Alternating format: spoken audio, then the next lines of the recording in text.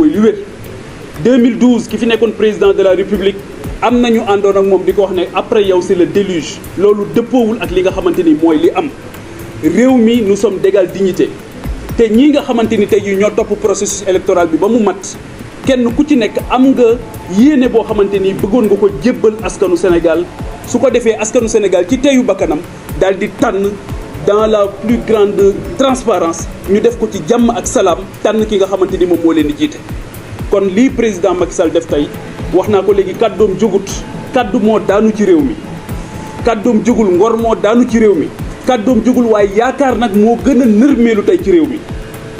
ak ñi nga xamante ni tamit jàpp naa ne ñoo ko ci dimbali loolu tamit mooy li nga xamante ni mënuñu koo ñàkk a wax mbënd mi nërmeel na Sénégal mbas mi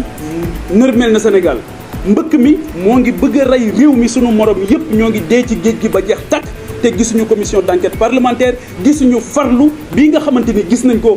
ci lii nga xamante ni moom moo xew loolu nag jàpp nañ ne c'est inadmissible ndax moom dafa yëkkati woon loxoom daal di waat ñëpp di ko déglu mu daal di waat ne lii nangam dina am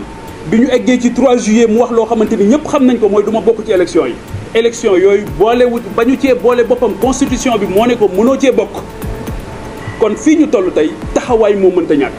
ndaxte kat ay gor ñoom ñoo waxante woon ñun sénégalais yi ñoo ngi ñuy xaar fépp ci biir réew mi ak ci bitim réew dinañ sol suñu dàll ànd ak suñuy mbokk ñëw daal di leen di seet si feeñal suñu yéene bi ñu am ci remplacer le président Macky Sall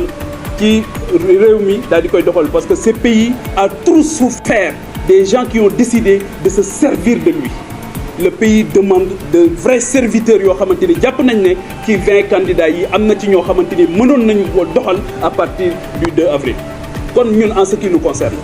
ak li nga xamante ni moom la ñu waxante ak serviteurs yi nekk ci biir réew mi yëpp ak ci bitim réew mooy suba kat wala tey ci minuit dinañ commencer suñu campagne électorale continuer feeñal suñu yéene may woo la jeunesse sénégalaise bi nga xamante ni coono bi sonn nañu ci chômage bi sonn nañ ci mbënd mi sonn nañ ci mbëkk mi mbas mi xaw nañu yóbbu bi ma tuddee mbas mi léegi waaw 1000 milliards yooyu ngeen foog ne jarul woon commission d'enquête parlementaire 750 milliards yi ñu defoon ci plan décennal de lutte contre les inondations loolu jarul commission d'enquête parlementaire ak yeneen yi nga xam ak li dee ci géej gi ci 2023 donc dundalaat yaakaaru ndaw ñi ak dalal xelu mag ñi Macky Sall nee na loolu du fi amee nee na jigéen ñi dama bëgg ngeen continuer sonn ndaw ñi dama bëgg ngeen continuer ci seen manque d'emploi ak seen chômage ak seen manque de formation waaye malgouvernance ak corruption dañoo jàpp ne ñoom dañ ko war a wëyal ci réew mi et tous les gens qui défendent aujourd'hui l'indéfendable mooy ce report wala li ñu def nii ñooñu ñooy yaafusi ñooñu ñooy ñi amul ngor ñooñu ñooy ñi amul jom ñooñu ñooy ñi nga xamante ni tey dañoo tànn toog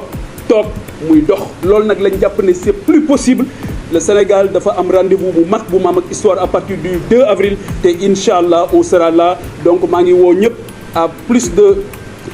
une mobilisation bu am solo taxawaay bu mat sëkk àdduna nag ndaw moo koy defar bu ndaw toogee it bu yàqoo sa responsabilité